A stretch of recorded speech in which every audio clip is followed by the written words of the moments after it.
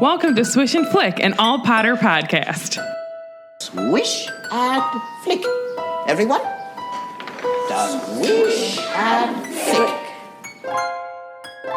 Hello and welcome to episode 3 of Swish and Flick. I'm Tiffany. I'm Megan. I'm Katie. And I'm Sarah. And we want to welcome you to episode 3. But before we get started, I thought I would just go ahead and give a little shout out to our friends at Rebel Watch. They oh so kindly challenged us in one of their last episodes. So we're going to be doing that. But, you know, if you like Star Wars, definitely go and give them a listen because they're just two really cool guys. All right.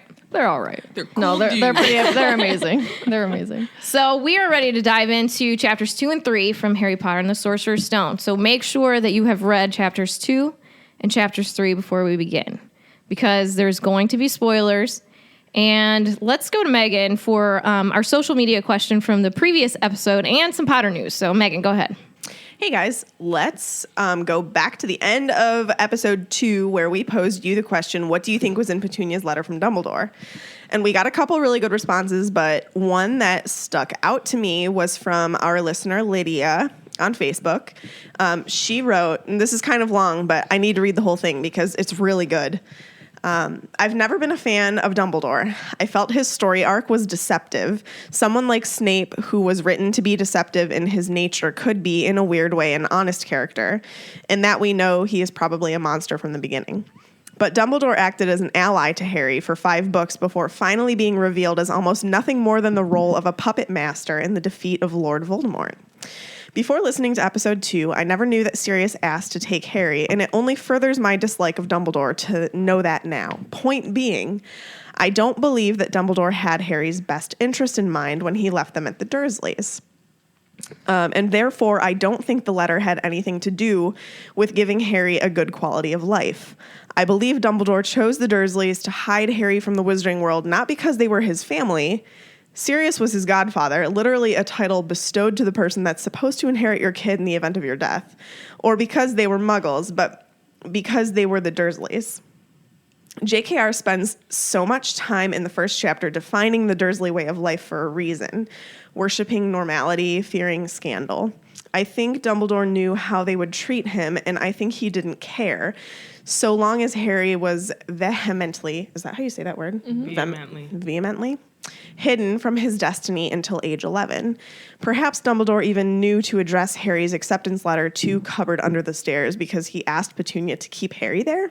Whoa. According to my own speculation, the letter probably explained Harry's parents' death with instructions to lie about the car crash and a threat of the scandal that could ensue if they allowed the world to know about Harry's true origins or tried to give him up. That would probably be enough to make them hate Harry and mistreat him for 11 years. They even begin to treat him slightly better after he starts attending Hogwarts. He gets his own room, some freedom. This could be because they didn't bear as much of the burden of Harry's secrecy once his destiny was set in motion by his first year at Hogwarts, something they could have known to expect from the letter.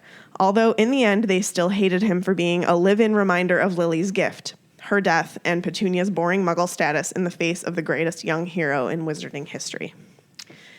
That's loaded. Yeah, that was a lot to Very take in. interesting. I don't know if I like it. Well, okay. I don't like the idea of Dumbledore, like, not caring about Harry. And I think that it's a good theory, but we have to think about, you know, the Lily's love charm or spell. I'm sure that the letter talked about how she died and what that protection meant. But also at the same point, I do agree with the fact that Dumbledore did kind of come out as just a puppet master. But he was when you're talking about for the greater good, I think that he still had part of that in mind. But if you have to think about it, maybe he thought, knowing the Potters and knowing what James and Lily were about and knowing what they wanted Voldemort gone, maybe he kind of irresponsibly ran with that and thought that, you know, raising this pig for slaughter or whatever, that Harry would accept that. And truthfully, I mean, in the end, Harry did accept that responsibility. Right. But you also have to think, like, Dumbledore thought that he took that guess, and how his guesses are usually correct, that Harry would be able to come back and he would sacrifice himself. So I don't know. There's a lot going on in there, but I do think that Dumbledore cared for Harry. I don't necessarily think he may have said keep him in the cupboard to be safe. I don't know, but I don't think he necessarily told them how to treat him. But I don't think he counted on him being so very much abused. Well, here's my question. Don't they say in the books that he has to be with family? He has that's to. the only one that's left with Lily's blood, and that's what's protecting him. Yeah, I don't... So, and besides the fact that Sirius was in jail how many days later? Yeah. So, like, even if he got Harry, he probably still would have done something reckless because that's just his personality. Yeah. I mean... So then he'd still be left without anybody. But then you have to post... This is such a debatable topic, and we could spend all day on this, but I think a lot of people also speculate that had Sirius had the chance to take Harry... none of that Peter Pettigrew stuff would have happened because that's a really fair point. Yeah, he cared so much for Harry. He would have taken responsibility. I mean, he was really mad at Peter. Speculation, though. Yeah. I mean, I can't obviously, imagine. Yeah. I would. I don't know. What if I one of wouldn't do you the guys same. was my secret keeper and you ratted on me? I'd be pretty pissed.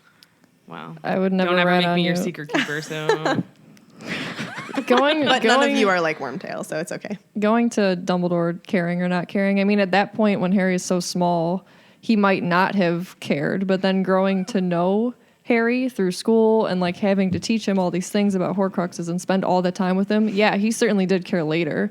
But That's a maybe in fair the point. beginning, not that he didn't care, but I don't know this kid really, and I know his destiny, and he's supposed to do this, so he just has to. So Yeah. there might not have been feelings involved then.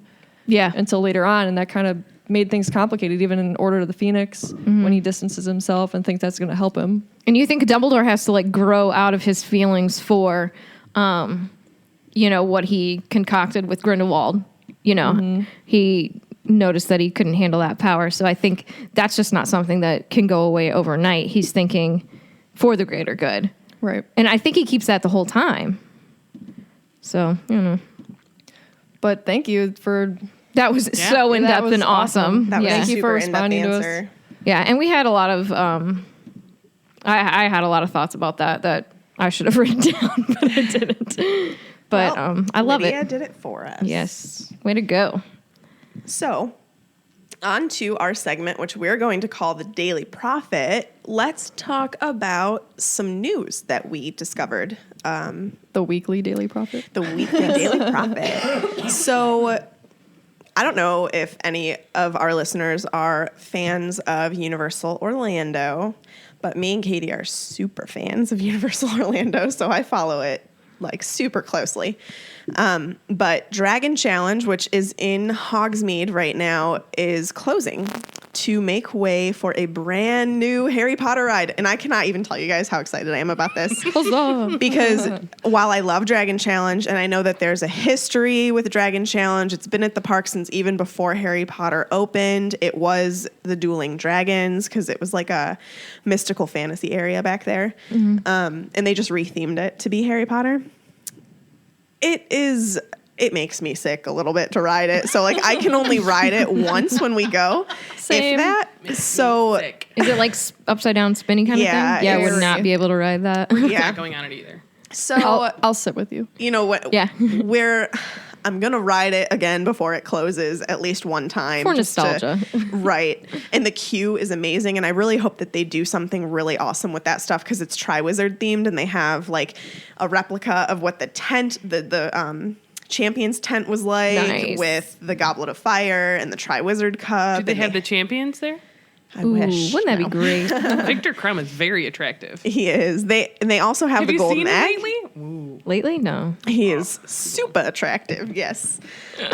So anyway, on Universal's blog, they posted that a new ride is coming. It's going to be a new generation of thrill ride, is what they call it, in 2019. And they said they can't tell us everything about the new ride yet, but it will take us deeper into J.K. Rowling's Wizarding World. where Sarah decided to bring up a picture of Victor Crumb recently, and not let me into it. tell you, he's pretty cute. Go look him up. Tiffany did not think so. No. Give me Marty O'Malley every day, guys. You can have them. So we'll encounter some of our favorite characters and creatures. It'll be unlike anything that they have ever done before, and it will be fun for the entire family. Oh, okay, cool. So No it's more a new upsy-downsies. attraction that will Yeah. be one of the most highly themed coaster experiences they've created, and will combine a new level of storytelling with an action-packed adventure and a few surprises along the way. And this is what I'll tell you, because I've been following this closely for a while, because there has been rumors of Dragon Challenge closing for a couple months now, even close to almost a year. And there have been a lot of our articles posted about what this could be. So it is absolutely not going to be the same track as Dragon Challenge. That is all going away. And there has been a lot of speculation that it's going to involve the Forbidden Forest. Oh. So If a huge Aragog jumps out at me, I'm gonna die. we'll see. Katie's going to need to wear, like, Depends. Yes. Part of me thinks I don't that like it part. might not be like Aragog, because, yeah, he's in the Forbidden Journey ride, which is in the castle. Oh, okay.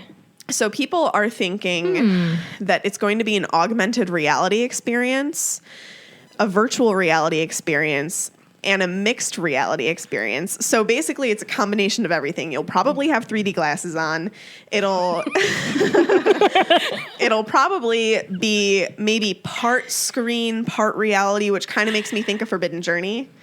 What does any of that mean? So We need some definitions because Wait, what I'm was sorry. the first thing you said? augmented Augmented? reality is like Is that like you feel like you're moving? yes. Okay. are we talking about like Terminator? Kind of items? motion, like motion motion. Isn't that what they did with the Bug's Life in Disney? Or is that not a thing That's anymore? a 4D movie, Sarah, like, you get feel it the right. seats. I'm just kidding. right? So that's like a movie where you're sitting stationary. But it's going to be like a ride. It's but going to if be it's like a ride, a track. Yes, But if it was a ride, it would be like the Bug's Life movie I guess on a ride. kind of, because you're like, yeah, you're feeling it. You know, like you're completely immersed in whatever they're taking you into. So it's family friendly. Okay. Yes. So there can't be too much of a height requirement. So I'm okay at Yeah. 5 foot tall.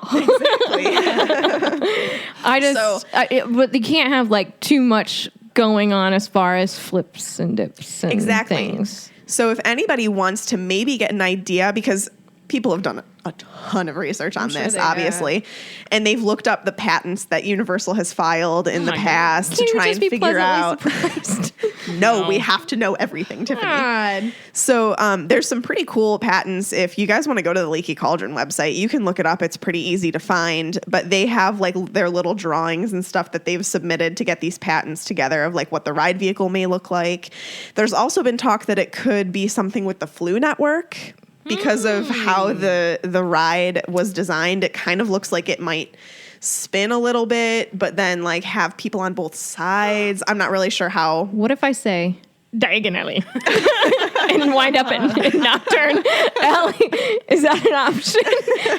I'm down. So if anybody has ridden the Escape from Gringotts ride, that's also kind of like an augmented reality ride where you've got the glasses, there's I like can't real wait. things around you, and there's screens that are 3D, which like things are coming out at you, and it's amazing. It is like the coolest ride I've ever ridden on. Do we get to ride that at MuggleNet Live?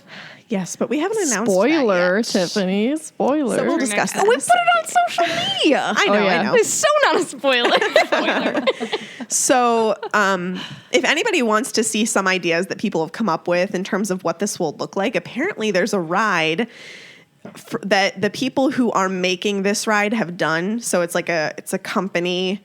Let me see if I can find their name in this article.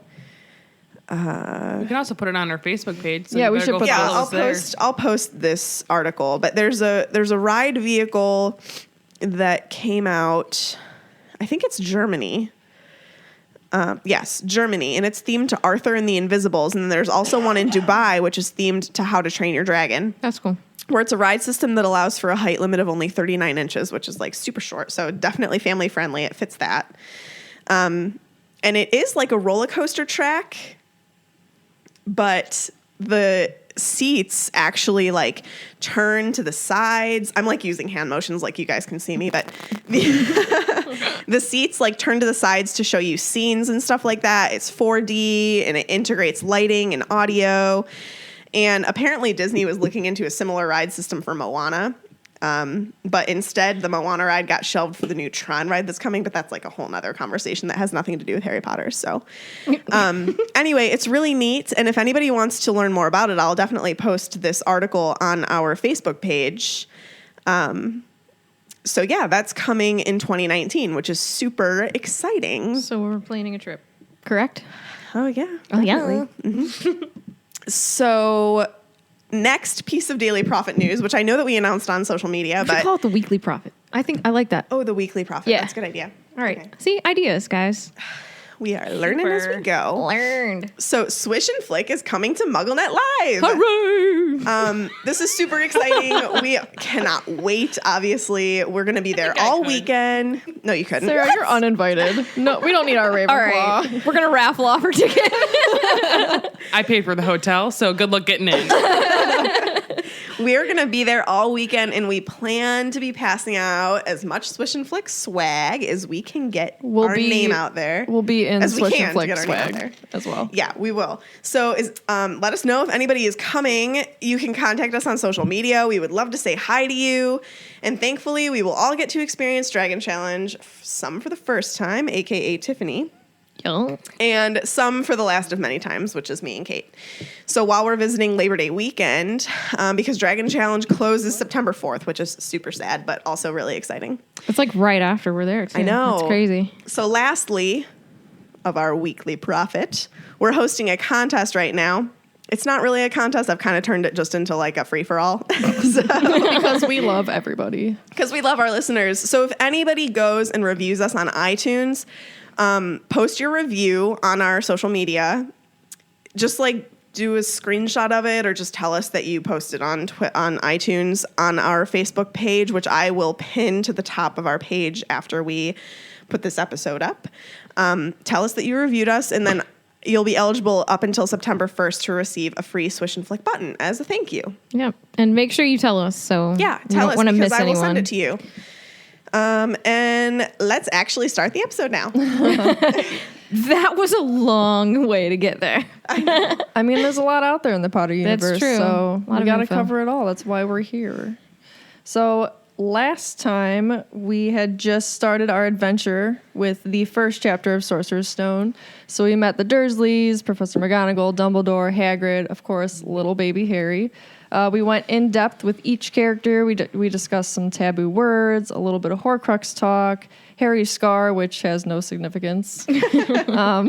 And we talked a little bit about where Harry was between his parents' death and the following night, plus a bunch of other stuff because there was so much more to talk about in Chapter 1. Who knew?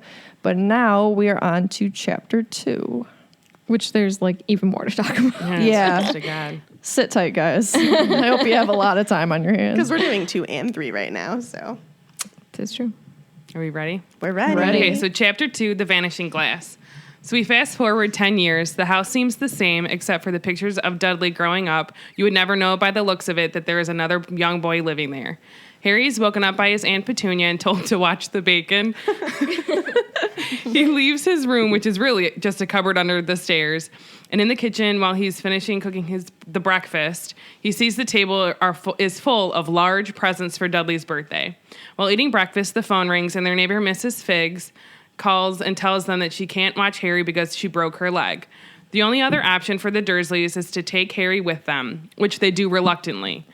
Dudley is furious and starts to throw a fit until his friend Piers, is that how you say that, Piers? That's how I've always said it. I say That is Pierce. I say incorrect. Pierce. Yeah. He arrives. At the zoo, Vernon warns Harry against any funny business. Harry describes the day as one of his best days. He got an iced lolly and ice cream later on. And while in the reptile part of the zoo, they're looking at a snake in his enclosure. Harry sees it wink to him, and they start to talk. Seeing this, Dudley and Pierce.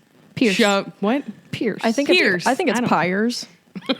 Katie, shut up. What do they? How do they say it on the ebooks? Pierce. Pierce. I win. Okay.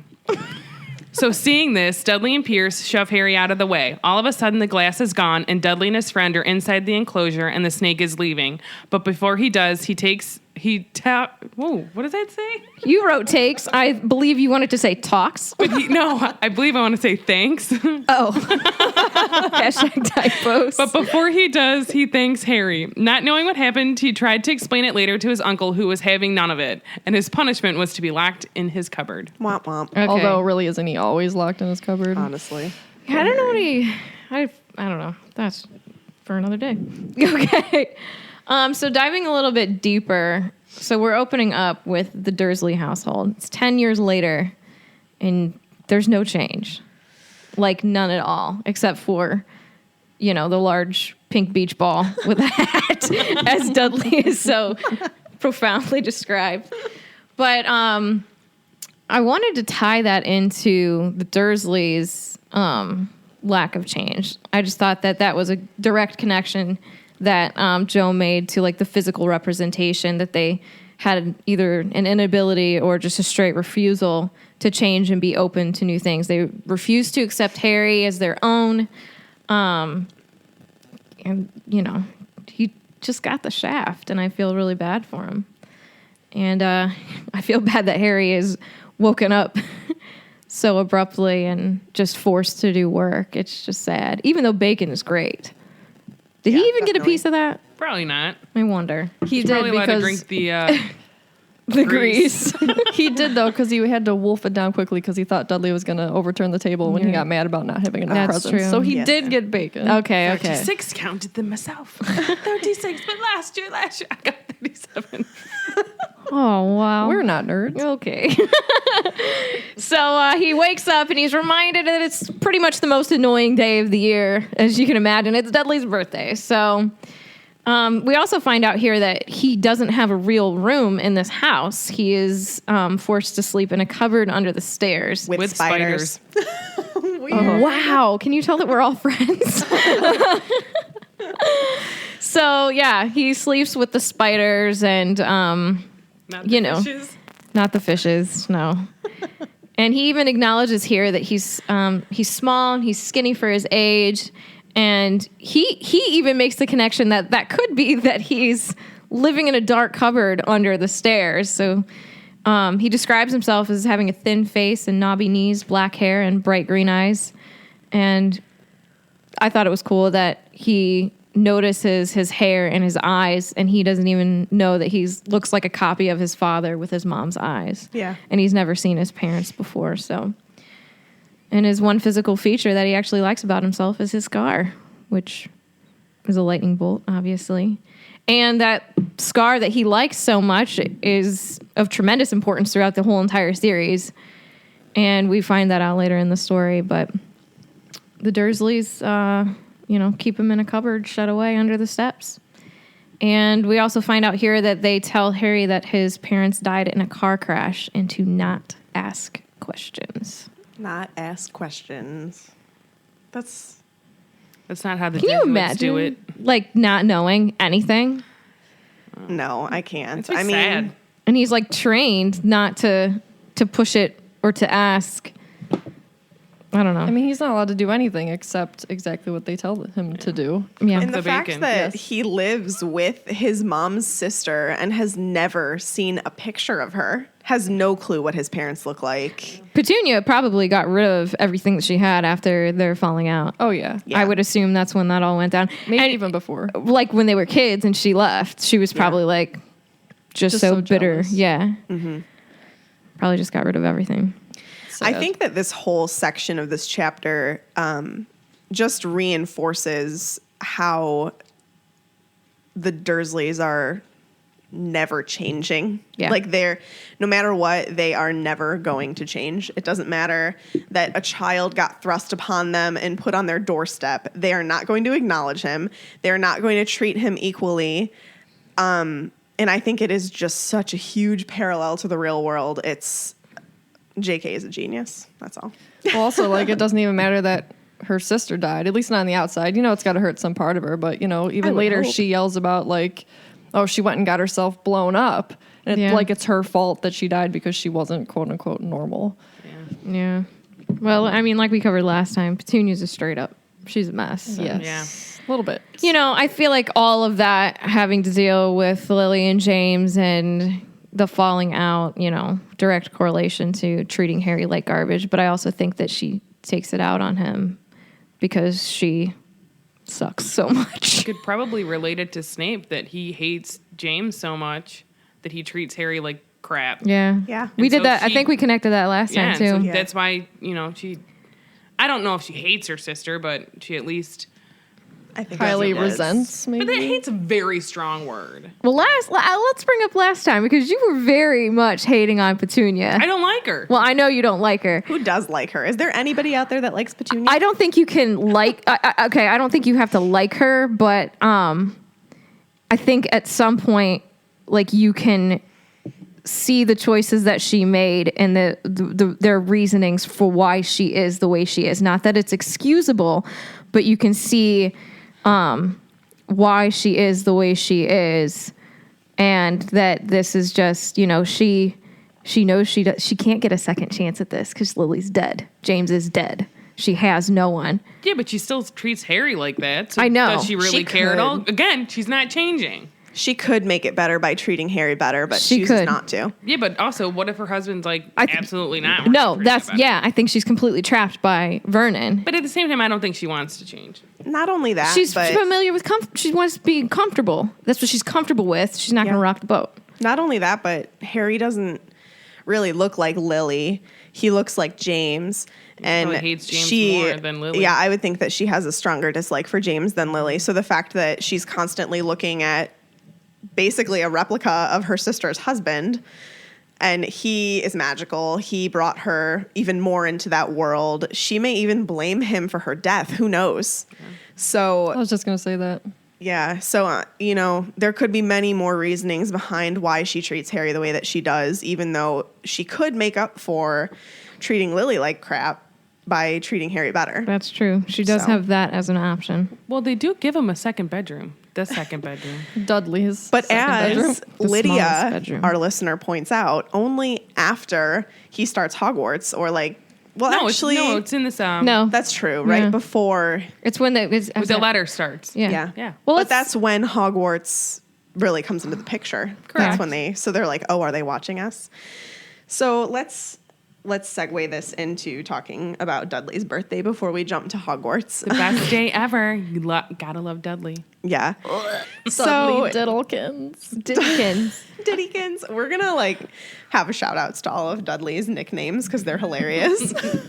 Shout out to Dudders. I actually think I don't know. Did she call him Ditters at all? Probably. Because How funny. sometimes I call Fozzie Bear that. Sometimes, aka all the time. My large labradoodle. Didders. Just some ditters. I don't know. Stuff comes out of my mouth. I I have about 100 nicknames for my cat. See, so. it's totes normal. I All have right. no pets. The first so- thing she calls him, I believe, in this chapter is Sweetums. Aw. How sweet. Ugh. So Dudley's presented with 36 presents. Can we talk about that? Can I have it? Not only that, but like he's 30 too many. presented with 36 presents and complains about it because it's 2 less than last year because the little, I was going to say a bad word there. Hello. Knox. The little jerk, that's a better word. The Yeah. little jerk actually remembers to a T how many presents he got last year. And they aren't small presents either. He gets, I'm going to list off some of the bigger ones here, a new computer, a motorbike, a gold watch, a video camera, 16 new computer games. Wow. You know what? The Like, who has Dursleys, time to play 16 new computer games? I think Dudley would have counted that as one present too, not I 16 know. separate ones. And he gets a VCR. Shout out to the 90s. I loved reading that. It like took me. I'm like, oh, I remember Yeah. when we got like a VCR DVD combo and it was coolest. I had to explain to someone, Evie, the one day. She's like, "What is that?" And I'm like, what do you mean? What is it? It's like a video. It's a tape. You put it in the VCR. She's like, Evie is Sarah's cousin. She has no everybody idea what I knows. was talking about. I'm like, That's God, I so feel sad. so old. It does date I us. had to explain what a floppy disk was. Woof. Old. So that's not even the whole list. The list goes on from there. And meanwhile, he begins to throw a tantrum because he wants more than last year. And what kills me the most about this entire segment here is that Uncle Vernon encourages his behavior by laughing and saying that Dudley just wants his money's worth. The little tyke. Yeah, the little, like, The laughs little about it. tyke. The big Right. beach ball the tyke. pink beach ball in a bonnet. So, and like, meanwhile, for all of Harry's birthdays, which we'll later learn, he gets like a hanger and an old pair of socks. 50-cent piece, doesn't he get? Yes, at one time. Yeah, It's and he just- gave it to Ron, didn't he? Yeah. Ron's like, yes. So, Muggle money. again, just the comparison is insane. So, we also, for the first time, hear Mrs. Fig's name, which is, Mrs. Fig. she's a huge connection that comes later, which, again, JK brings her into the story with just within the first 2 chapters of the first book. Do you think she likes figs? Is that necessary? Yes, it was. Figs it are was. good. Do you think she eats Fig Newtons? That's like an old lady snack, right? I do not like figs. Do you like figs? Are Yeah, fig, they're good. do they have Newtons. fig Newtons in England? If If you're from England and you like us, tell us if you have fig Newtons. Do you have fig do you Newtons? guys No. have Fig Newtons? Katie, do. do you like figs? I do, actually. Is They're fig very Newtons sweet. the only thing No, you I've had know. them outside of Fig Newtons. Have you had figgy pudding? No. Isn't that a Christmas song? Yeah. Yeah. In a Christmas Just song. I've never bring had us some figgy figgy pudding. pudding. I've had figs before thanks to Blue Apron, actually, Yes. because I got a couple of those recipes and it comes in there and you like chop them makes up. it It just real adds a little sweet. sweetness. Is it similar to like dates? It's similar. I've never had a Kind date. of, I think so. Bacon wrap dates, dude. Oh, I'm sorry. Do you want me to take you on lunch? Megan, My wife take doesn't your love wife me. on a date. Jeez. Calling her out. All right. Okay. So, My wife takes me on many dates. So. Maybe she'll take you on a date with a date. okay, anyway. Sarah. So, talking about Mrs. Fig again, as we learn in later books, she's actually part of the wizarding community. Even though she's not magical herself, she is a squib. Squib. Squib. Shout out to Squibs. Woo woo. But how on earth is her leg broken if she's part of the wizarding community? This was my major question because I was like, okay, I get that she's a squib, She has to have witch friends, though. but like, She doesn't have to. I mean, I would think though she's part of the community. Let's- can we Filch. just- Look at Filch? He works has at no Hogwarts, friends. but he works at Hogwarts, and he could clearly go to Madame Pomfrey if he broke his leg or something. that's true. And if right, but can't she go to St. Surrey. Mungo's and get it mended? I don't mean, know. I don't know how that But works with squibs that's because her- Phil's just like fully immersed in the wizarding world, and so. But we find out Miss. But why is she placed there if she can't even mend her leg? Like, what's she gonna do for Harry? Is she just look out? I guess I don't know because I mean I do know. I remember reading that some squibs will actually just reintroduce themselves to the Muggle world and go about Just their live that lives way? as if they're Muggles because it's almost kind of sad to be a part of the Wizarding world and be a squib. A skib. Well, she's a cat lady, isn't she? Shout out to cat ladies, Oh. Mr. Tibbles. Mr. Tibbles. Do you think so? We're jumping way ahead here, and by we I mean me. Do you think that she was not so much placed there as she was just already there, and Dumbledore was like, "Hey, there's a squib here. I don't Keep an eye out for know. Harry," because or was it just like happenstance that the Dursleys used her as a Harry sitter? I Harry think Sitter? I think Because I don't think he would have placed her there. Because she can't do anything. What's she gonna do? but she has connections with him and can contact him. I think that's why. Because But do you think she was placed there, or do you think she was there and then Yeah. he used her? I think that she was placed there. Lightning bolt, placed there or just used? Placed. Sarah sucks Katie? at these. I'd say placed. I think placed. I'm going with she was there and Dumbledore was like, "Oh, here's this lady." Yeah, but I think I that just- they're taking, if they did it that way where she was already there, they're taking advantage of her. And like not in the way that It's for the greater taking good. advantage of her being there and being like, oh, get close to them. I guess you know that's what I mean? true. Like, oh, we know there's a squib here, so I'm gonna tell her. That's what I'm saying. Like I think I that mean- she was already there. She wasn't living as a witch because her She's not her one. leg would have been mended. So she's living there, and you say that would be like taking advantage of her, but as That's we what can Dumbledore see, do you think does. Dumbledore really cares that No. he's taking advantage of her? Because he basically took advantage of Harry's entire life. But you have to think she probably also like knew who Harry was and what he had done. And so she was probably like, oh, I'm going to look at I'm this sure kid. she's willing to help. Well, yeah. Clearly she is, because she is helping. Clearly. Nearly at this. How could you be nearly at this? Like this. Squishing noise. I'm taking my head off my shoulders. I think maybe that we can delve deeper into this conversation probably once we hit Order of the Phoenix. So in like 5 years, you guys. Yeah. Okay, Sarah. Okay. Niggity not. So So we're going to move on to talking about Harry's juvenile magic, is what we've described it as. Which is so magical. When they go to the zoo, Vernon takes Harry aside. And first of all, he's mad because he doesn't even want him there. In his life. But he tells him, he's like, I don't want any funny business. And he promises, him being Harry, promises that there will be none, but Vernon's not convinced. It says in the book that strange things happen to Harry all the time that he couldn't explain. We now know that was Harry's magic coming through, but at the time, Harry didn't know what was happening. And I'm sure the Dursleys knew because they knew what Harry was, or at least they suspected because, Lily was a witch and she married a pureblood. So it was highly likely that Harry was going to be magical. Mm-hmm. And so the couple of times where his magic came through was Petunia got mad at his haircut because he got his haircut and then it went crazy.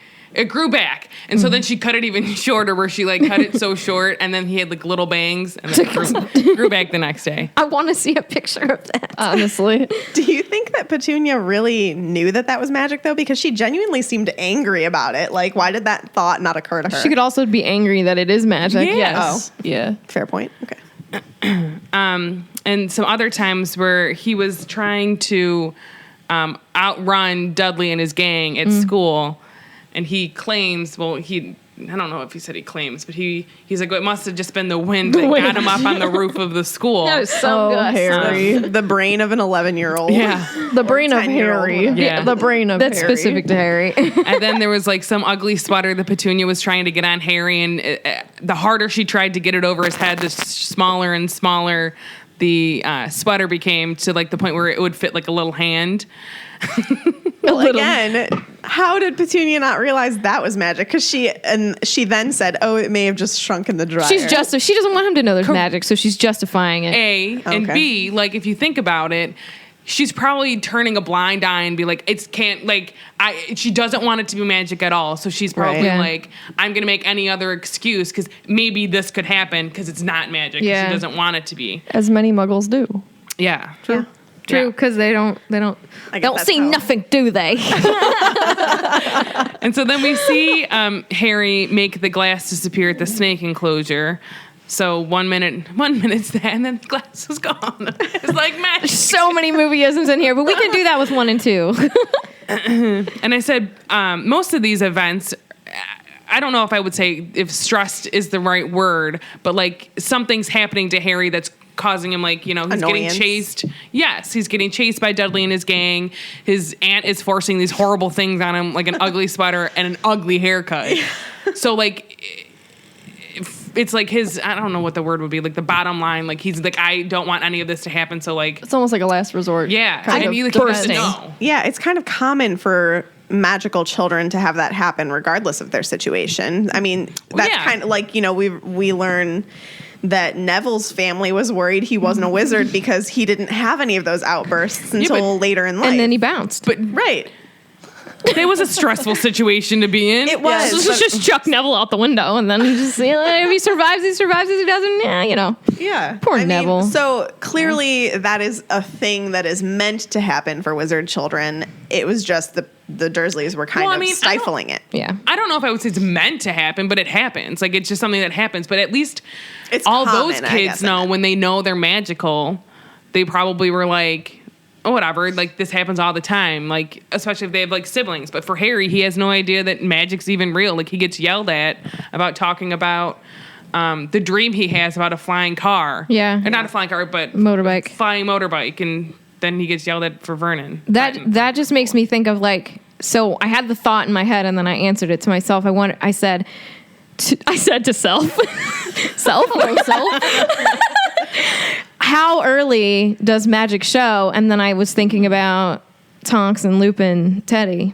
Yeah. And his hair started to change color when he was an infant. I love that you point at me because you know that they're my absolute favorite. I do. I'm like talking directly to Katie because those are her peeps. But like, and I wonder how much of infant Harry before he could remember any of this, how much magic did he show as a young. Well, but That's really interesting. yeah, with Tonks being what is she, a more Metamorphagus. so is her son, clearly, because he's changing his hair color and everything. Right.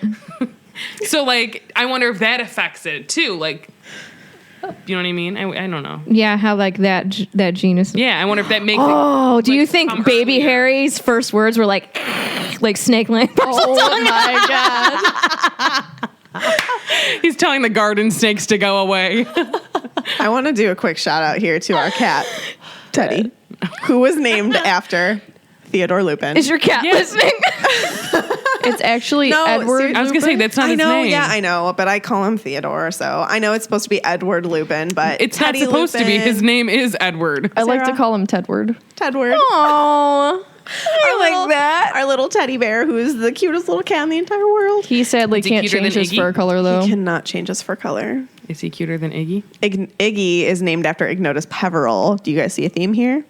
nope. What's the other What cat's is it? name? Minerva McGonagall. I thought We're Minnie cool. was Minnie Mouse.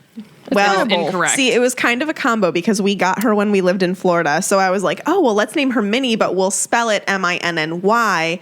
So, and then I'll be like, well, it's actually from Minerva, but people can be like, oh, she's from Florida and we like Harry Potter. All of our cats are named after Harry Potter.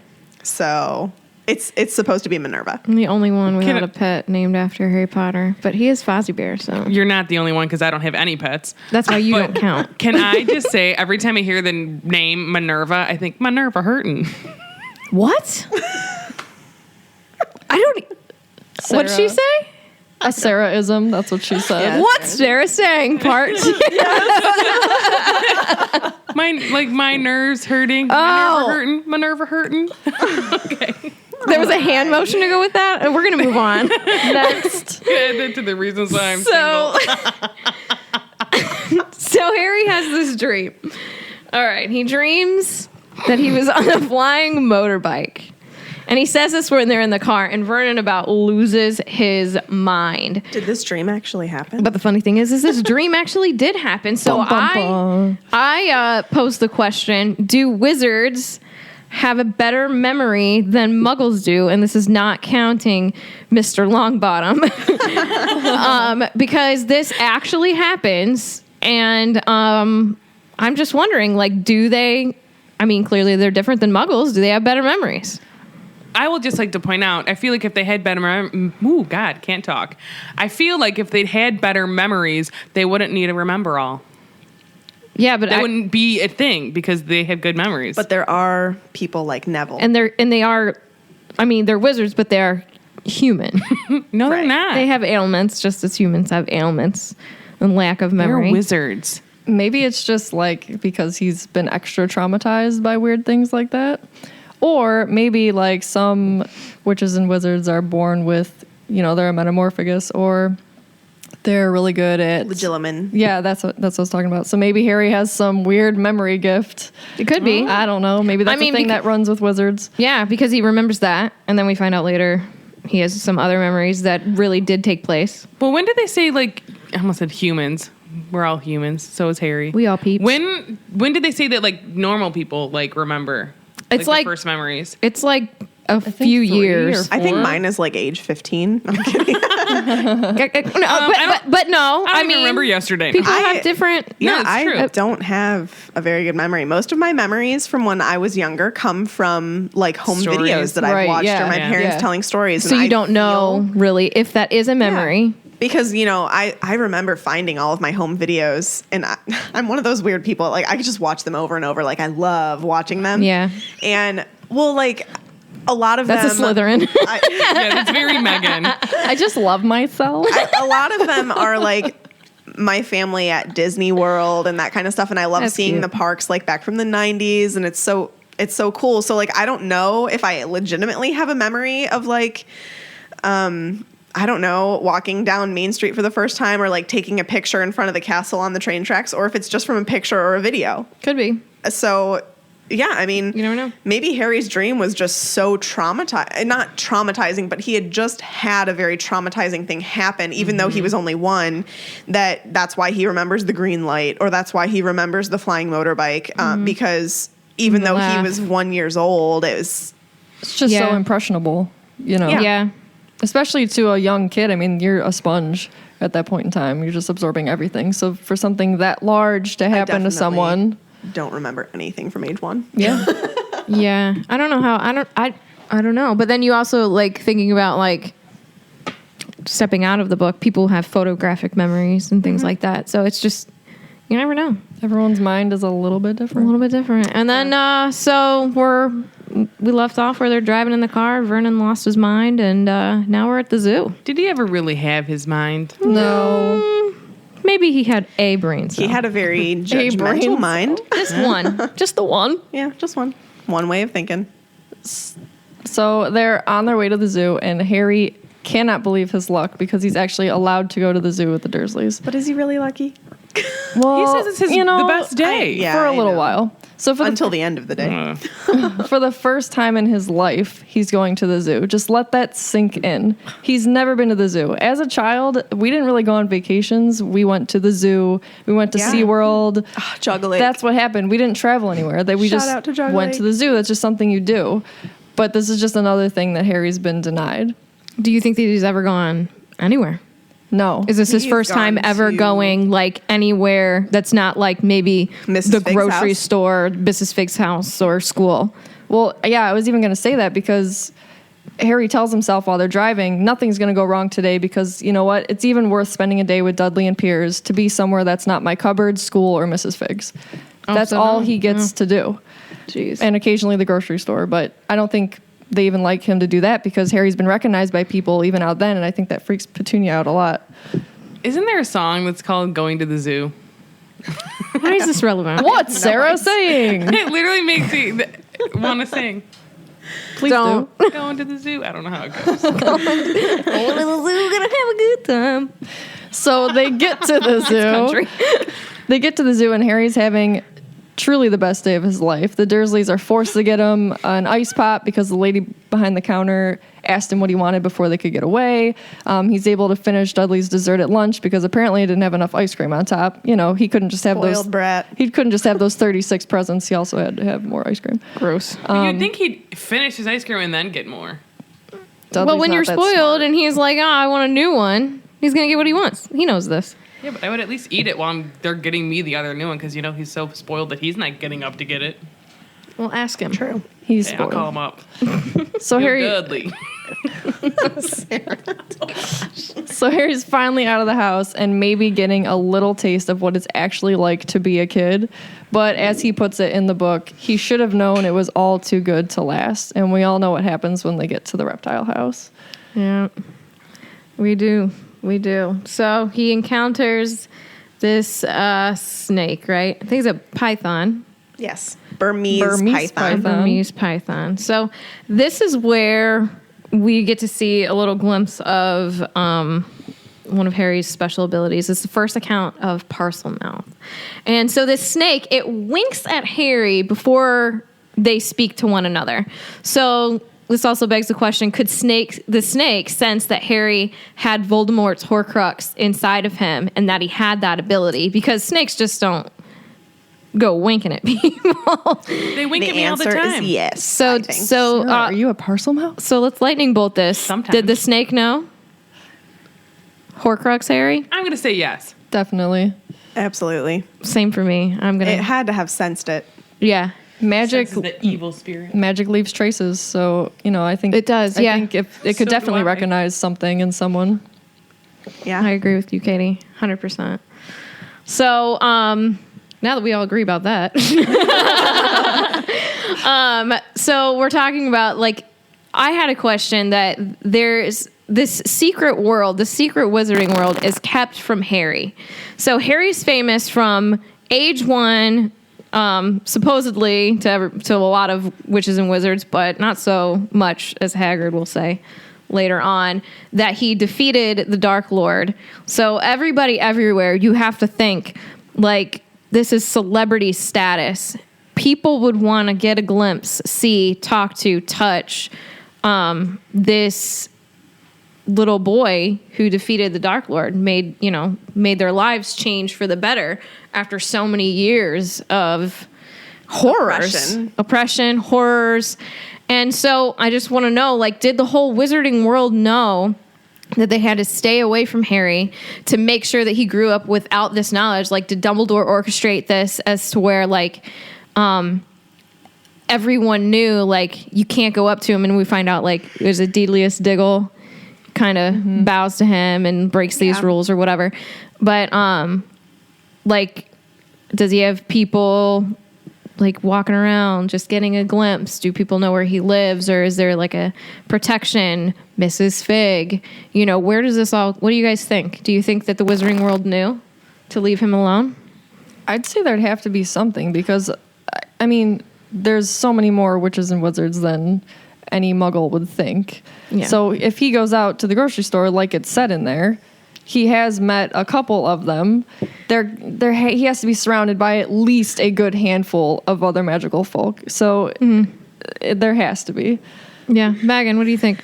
I think that I don't know if necessarily like Dumbledore said stay away from Harry. I just also think if you look at like things that J.K. Rowling has said since this series ended, people have asked her about, like when Dumbledore came out as gay, or she said that Anthony Goldstein was a Jewish student. And she's like, the Wizarding world is very accepting, and they're very much further ahead of the Muggle world in terms of diversity and acceptance and all that kind of stuff. And I think that they may have just had the sense to do it on their own. You don't think anybody, Minister of Magic, Dumbledore?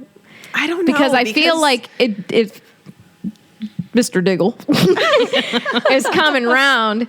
Like, I've got to figure that more people, maybe they don't actually come up to him and bow or whatever, but maybe they're just there. You know what I mean? Like, they know he's there and they see him, but they don't approach him. Like, I just really wonder. Sarah, what do you think? Well, so I think possibly they could have, I could understand them saying, like, don't bother him, but at the same time, like, how many wizards, once they're immersed, especially like the ones like pureblood people that like all they know are the wizarding culture, when did they ever come into like the Muggle world? That's true. So like maybe they just don't, and so the ones that do come in, that do bow, or maybe they see him from afar and that's it. But I would think like maybe the majority just stay in the wizarding world, and since Harry doesn't go until he's 11 and finally finds out everything. But don't you think that he would be an attraction enough? He made the Dark Lord go away. But think of how It's such a terrified pull. people, like they don't even know, like you see Arthur Weasley's like asking all those questions, like Ron doesn't know how to use a telephone. Like maybe they're terrified of the wizarding world or the Muggle world because they don't know how to operate it works and how like how can these Muggles even do daily life without magic. Maybe it scares them enough that they won't. That's true. That's a fair point. Yeah, I just think that also, at least the Wizarding world in Great Britain is not quite like, the statute of secrecy and everything is nothing like as we see it with MACUSA in the 20s with Fantastic Beasts. Like that, I kind of envision them as literally being scared of Fearful, the Muggle world because of the Salem witch trials and what happened in America. Oh, yeah. But Great Britain was a little bit different. I don't mean like statue like of secrecy. I mean like literally like there's like a car gonna run me over. Like they don't know how. Maybe if they've only ever known the Wizarding world, they don't know how the Muggle world works. That's what I mean. Kind of like fear of the unknown because they just don't know about it. I'm not saying they're afraid of Muggles. Well, they might be. Who knows? But some people might think it's worth it to brave that to go and see the Harry Potter. But maybe they look from afar is what I'm saying. If there's only one person. Because there's something else happens too, right? I think this is a thing that we can only speculate. Correct. And I'm not sure if we're ever going to learn, because I'll tweet her, but she's not going to tweet me back. You never know. That'll keep be trying. the day. Wouldn't you literally die? I would screenshot that, pee my pants, and call everyone. I better be the first call. I would do that even if she just liked something that I tweeted. gosh. She didn't even have to respond to me. Just like it. Everyone will know. So let's move on to well, actually, tell us what you think. If you think that the Wizarding World Viewed him as an attraction. or knew to stay away, or maybe just did that on their own, let us know what you think. Go to our social media and let us know. But let's move on to something different. The importance of colors. So, Katie. Yeah, while doing this reread, it's just a little fun fact I kind of came across. I couldn't help but notice that even in the first chapter and in this one and in future chapters, there's two colors that continuously keep popping up. It's green and purple. So in the first chapter, we see emerald green and violet cloaks on the different witches and wizards that Mr. Dursley sees in the morning. Then we see Dumbledore's wearing a purple cloak. McGonagall's wearing an emerald one. In this chapter, I think, a bunch of the strangers that Harry encounters are wearing one of the two colors. He remembers a violet top hat, which I think is Mr. Diggle, a woman dressed in all green, a man dressed in a long purple coat. So there's actually an article on Pottermore, which I will make sure we post on our social media. But witches and wizards actually often reveal themselves to each other in public by wearing purple or green, which I thought was really cool. Yeah. I guess purple is more... It's like associated with royalty, but green is also supposedly associated with the dark magic. But I don't know how true that is because McGonagall wears green a lot, and she's She's an an absolute absolute dark around the edges. I guess, but she's like a super quote unquote good guy, Right. But Just listen She's to a her good talk to girl. Umbridge. right, Yeah. Maybe green just means sass. That's why Harry has green eyes. Oh. Right. Yeah, but like But yeah. green. I like that. Eyes as green as a fresh super- pickled toad. Green is super popular within Voldemort's like following. I mean, Yes. the Dark Mark is the dark mark is green. Jinx. Avada Kedavra is green. Green light from wands. You could also correlate that with Disney and all of their villains. Yes, Or all green. Like Scar's lair is like green, glowing. Yeah, What is especially it? during his It's not song. Something, be Lime. prepared. What is it? Lime? Is that the one that's like? Lime. There's like an acronym that I saw on the internets one day that had to do with the green. Katie, what- Evil. Like every villain is lime because it's like a limeish green. Yeah. Like I think Evil. Ursula, even though like she's yeah. wearing purple, I believe whenever she does her like potion stuff, it emanates. was green. she Is that right? royalty before though? Possibly. Yeah. Yeah, that's what I'm thinking. Yeah, and that's then probably why whenever she has purple. She like explodes in the ocean. She's like green, right?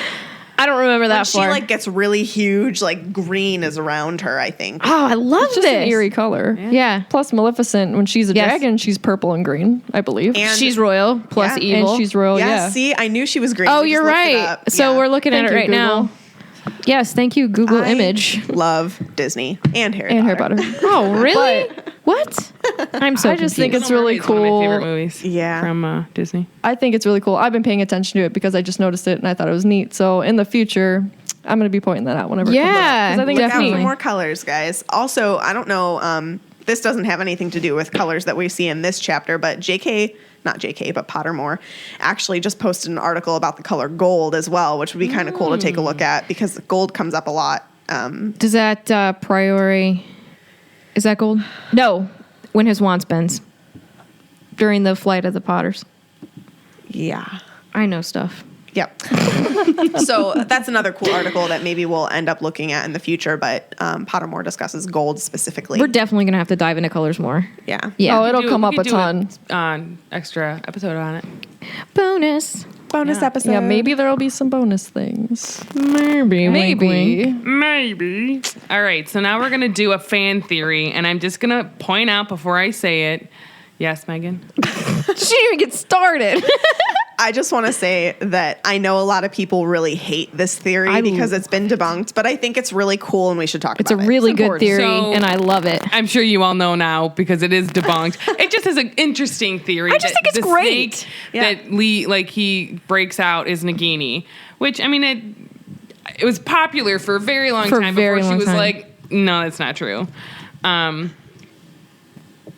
So that's pretty much it. It says, I wrote that the fan theory is that the snake that Harry sets free in the chapter was Nagini, and that's the snake that is Voldemort's pet. And you find out later that it's actually a Horcrux.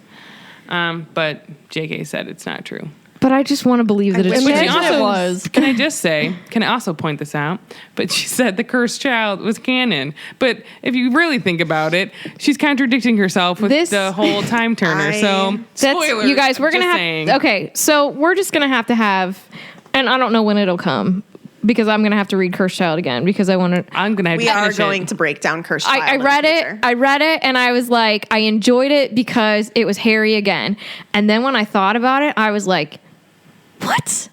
I got angry. There's no I way. am one of those people that gets really annoyed when people say it's not canon, because as much as people... this is going to be a good debate. I know, because as much as people don't like it, and that's fine, I don't expect people to like it. I'm not a massive fan of it. But J.K. Rowling said it's canon. End of conversation. Nope, we got to stop. We got nope. Okay. Nope. We got to stop right there because that is it's gonna have to be an a whole separate episode. episode. It might be in an extended episode because She contradicts herself. I think saying. I don't know if you have the know. same view. Are you a similar view as Megan? I'm just gonna be quiet right now. Oh, okay. Because Domestic fights. okay, no, we're gonna stop it there because I think we're gonna have a really good debate going because I think we have a lot of different ideas Yeah. at this table. Megan's just wrong. We need to. Hashtag Megan's wrong. No, I'm not, because I'm listening to J.K. Rowling. That just deserves its She's own Rowling dedication. wrong. She literally. We can't get into it because the whole time. We're done. There's a whole bag of Chapter sign name on it. Silencio. Chapter 3, the letters from no one.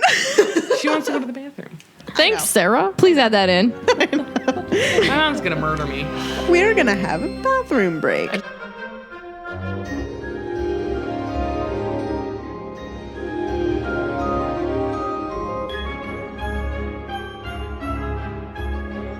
So now we're going on to chapter 3, the letters from no one.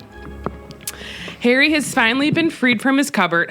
Summer holidays have started, so now he's trying to stay away from getting beat up from Dudley and his gang. In July, Dudley gets his uniform to Smeltings, and Harry finds Petunia dyeing some of Dudley's old clothes for Harry to wear to his new school. The mail arrives, and Harry's told to get it. He comes back into the room and gives Vernon the mail, minus one letter that is addressed to Mr. Harry Potter, cupboard under the stairs. Dudley announces Harry's got a letter, and Vernon takes it. Seeing who it is from, and he and Petunia kick Dudley and Harry out of the kitchen. Not knowing what the letter contains, the next few weeks, Harry tries to find out more and more. Not knowing what the letter contains, the next few weeks, Harry tries to find out as more and more letters are coming into the house. They've moved Harry from the cupboard into Dudley's second bedroom, and the letters are now addressed to Harry in the smallest bedroom. Vernon finally has enough and tells the family they are leaving.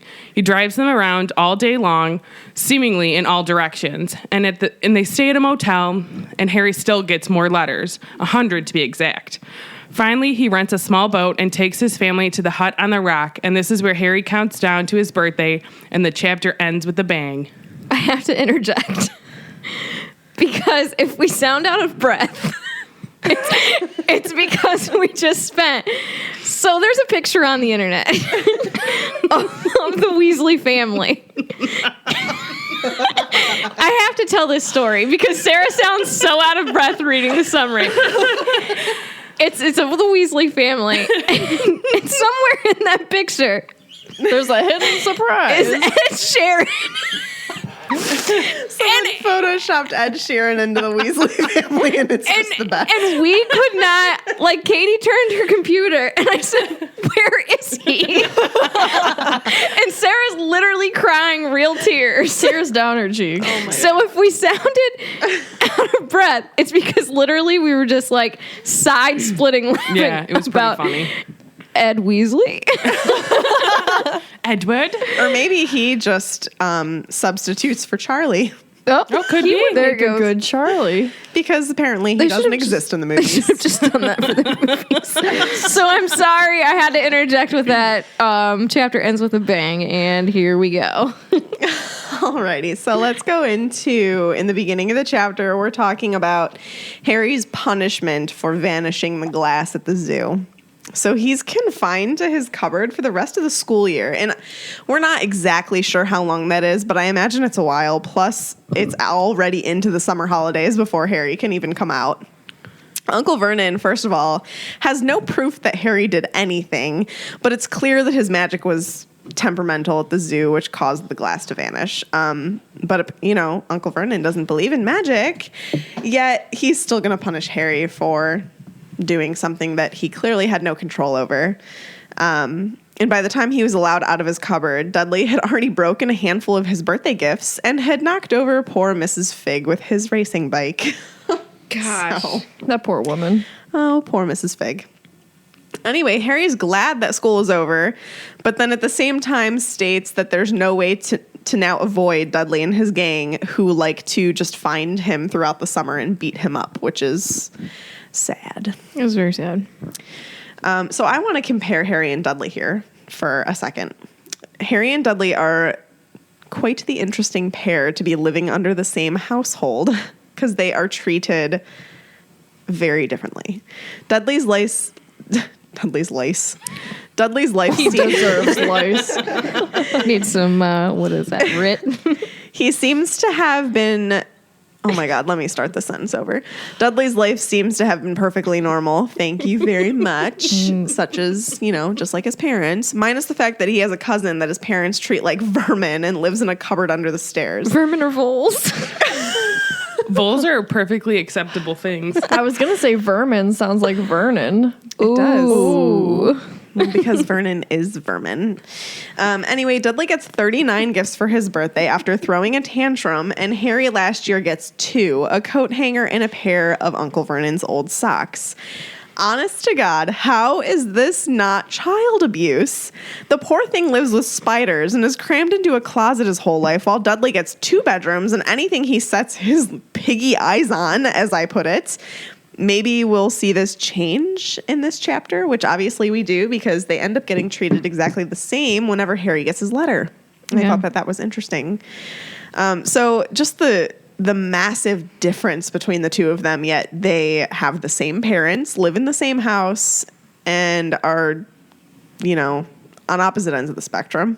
I mean, treated so differently as to it looks like another child doesn't even live there. Yeah. Right. No pictures of him, nothing. No mention of him in that household whatsoever. No new clothes for him. Right. He's never owned his own anything. He really. Swims in Dudley's clothes, which is just ridiculous. He lives in a cupboard under the stairs. Only for half of this chapter. Correct. Spoiler. Where did they put the crib? Maybe Yeah, he didn't even have a crib. I mean, how did Petunia treat him when he was little? I mean, did they just do the bare minimum to make sure that he was fed and clean, or what now? Sarah's still looking at the Weasley picture. Take it off your phone. We cannot do this the whole time. It took me a minute. We're going to be posting that on You our guys have to. Facebook If you and haven't seen this Instagram. picture, you're gonna be like, "What? This is just a picture of the I'll Weasleys." post it on Facebook right now. All right. Get like a T-shirt made of that picture. Yes. And the back will Red just say, hat "It and a took me a hand-me-down minute." robe. You must be a Ed Weasley. Sheeran. We're gonna. Did we discuss that we're now calling him Charlie Weasley because he's not represented in the movies? Yes, Yes. Charlie. So Weasley. someone should just put him. They should take the movie, just put him, Make put an him, on IM the screen of the TV. Oh, I want someone to do that. Make an just IMDb account. like a stick, or even claymation.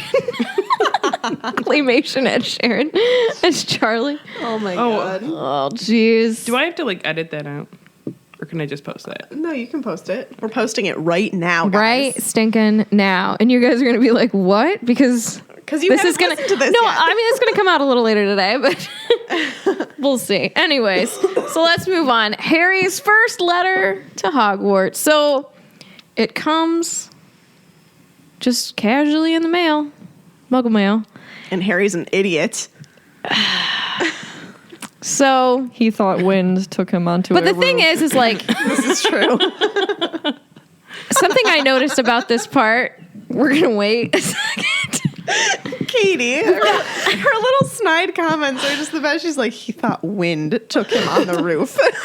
we can all say this is why he's not in Ravenclaw. That's true. That's true. That's true. No offense to my house. No. This is offense to Harry. We're saying that. Oh wait, you're Gryffindor. Never mind. Notice the red filter. No, the first thing, like, when I read about him getting his letter is Vernon asks Dudley to get the mail. And I was like, whoa, he asked him to do something. Because I kind of just assumed that Harry had to do that. Yeah, Harry had to do, like, all the chores in there. Harry's like the Cinderella. Yes!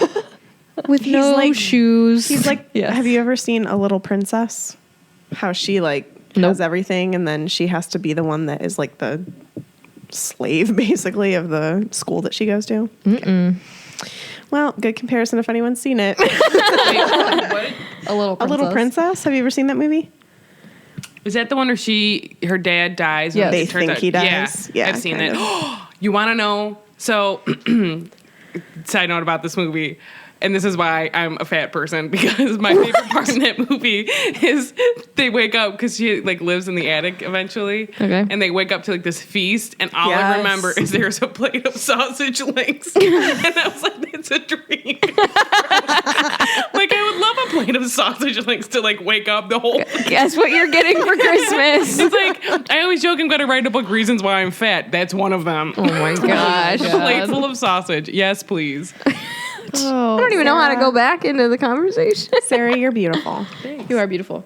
Anyways, so Harry's letter. Harry gets his letter.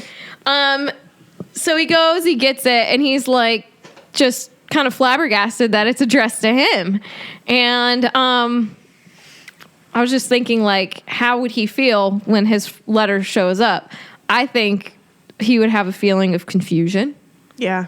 But then 'Cause this also, has to be the first letter that has ever been addressed to him. well, yeah, Oh, yeah. yeah. And he 'Cause- never even like went to the library or something to get a note, which I think he says he's never does. even gotten a notice from the library for not returning a book or something like that. I Yeah, think because who would be writing to you? right. But like, I think he also would have like a little bit of excitement because it's just so new. But I think confusion would be the main feeling. But why, Harry? Why wouldn't you just slip that under the cupboard door? I think that every time I see it or read it. But do you think that he would even? I mean, I think he was so flabbergasted that a letter was to him that he's yeah. like, not wouldn't only, even think to hide it. yeah. Not only that, but why would he even think that Vernon would take it away from him? You know, I mean, I guess, He has nothing. yeah, I know. It's just kind of. Why would my uncle take a letter away that's addressed to me? I understand why he didn't, but then at the same time, I just want to be like, do you know your aunt and uncle? Like, just Yeah. hide it. Yeah, So my question is, do you think if it wasn't a letter from Hogwarts, would he give it back? probably. Probably. What if it's like a just library curious. thing? Yeah, I don't think he would care. Yeah, because it contained anything having to do with magic. Yeah. That's why he like freaked out. Yeah, I think anything that would have to do with his parents, Wizarding World, Hogwarts, anything like that would have been taken. But if it was like Muggle stuff, nobody would have cared. Yeah. So once Vernon figures out, he sees the crest, and Vernon, Vernon and Petunia go into like full on panic about the letter because this is confirmation that Harry is full of magic. The M word. Yeah, and Petunia knows that this is Hogwarts, and she's, she didn't get to go, and she wanted to go. And I just think that they just lose their minds. And they kick them out of so Vernon and Petunia kick Dudley and Harry out of the kitchen. And we get this great visual of a scuffle between Dudley and Harry fighting for the keyhole of the door. And then Harry is forced to smash his face against the ground to listen at the bottom of the door. I think the way I love JK it. wrote that is just like, every time I read that little passage, I get the perfect vision. Like she just wrote it so well. I gotta pull it up. I'm gonna pull it up right here. So you guys talk amongst yourselves so I can find it. It makes me think of that moment in Half-Blood Prince when Ron and Harry are fighting over the last two copies of that potion book, and then Yeah. one's all Oh, yeah. ratty, and they get that scuffle right in the movie. At least it's perfect. It's almost exactly like how I think picture that this happens happening. in the book as well. They kind of Yeah. They have a little scuffle over who gets the. Oh, does it? I'm so saturated with the movies. No. This is awful. Maybe I it think doesn't. Harry gives Ron the new one because doesn't he give it to him because Ron never gets anything new or something I think like you're that? right. I You think got a you're new right. love in Hermione. This is true. I got it. You ready? But is it really Yes. a new love? They've been in love for forever. Maybe not. Ever since Hermione said, "You've got something on your nose," just that. And you are your husband. Oh. Nice to meet you. All right, so out roared Uncle Vernon, and he took both Harry and Dudley by the scruffs of their necks and threw them into the hall, slamming the kitchen door behind them. Harry and Dudley promptly had a furious but silent fight over who would listen at the keyhole. Dudley won. So Harry, his glasses dangling from one ear, lay flat on his stomach to listen at the crack between the door and the floor. I just love it. Yeah. I just love it. Sarah. Do you think that Vernon lifts? Because how heavy is Dudley to pick him up and throw him into the hall? Well, Vernon is a large fella, so he's probably got some muscle. Large to does him. not mean strong. But I think that, I mean, he was strong enough to do it. He's a lot bigger than Dudley. So yeah, but Dudley's At least large. in this book he is. yeah, for now. For Just now. a random wait. thought. I'm like, to pick up a For now. Dudley. So he kicks them out in an almost normal kind of family dynamic. Like that's the first kind of thing where like they're treated in an equal manner. And that fight over the keyhole just makes me laugh every single time. They almost fight like brothers, you know? It's Yeah. It's not just Dudley always hating on Harry and Harry's always the shadow. It's Yeah. like a moment where they're both just, I mean, that would happen between any siblings. Yeah. It's I mean, cute. and for me, it would happen between cousins too. Right, what I yeah. mean? Oh yeah, They're for close to sure. them. Yeah. All right, let's move on to McGonagall and her letters. McGonagall. I also want to point out that the letter has a purple wax seal Yeah. Yes. and green colors. writing. Colors. Ding. Again. So, yeah. I'm sorry. No, go ahead. I just want to point out that I think a lot of people think that Dumbledore is sending these letters. A lot of people associate the letters being sent from Dumbledore. And I want to give a reminder that this is actually Minerva, which I just think is kind of funny. Yeah, I forgot about that. That's part Yeah. of her as deputy headmistress. Deputy head Yeah, she mistress. signs them or whatever. Right. So thinking about that, she's in charge of sending everyone their Hogwarts letters, and I just love the idea of her sitting in her office, coming up with all these ideas of how to get Harry his letters. So she tries the usual way, you know, she's sending it to a Muggle family, and then okay, no response yet, so she sends 3 more, and then it just gets more and more creative. They end up in Mrs. Dursley's eggs. They're pushed through all the cracks and slots in the doors. There's even a couple in the window in the downstairs bathroom. Eventually they come flying out of a fireplace. So she's either trying to get her point across because she's McGonagall, or maybe, I don't know, does she remember that the Dursleys were the worst sort of muggles and she thinks that something's up, Harry's not getting her letters, and she wants to give them a hard time? I mean, we know that she can be the queen of sass.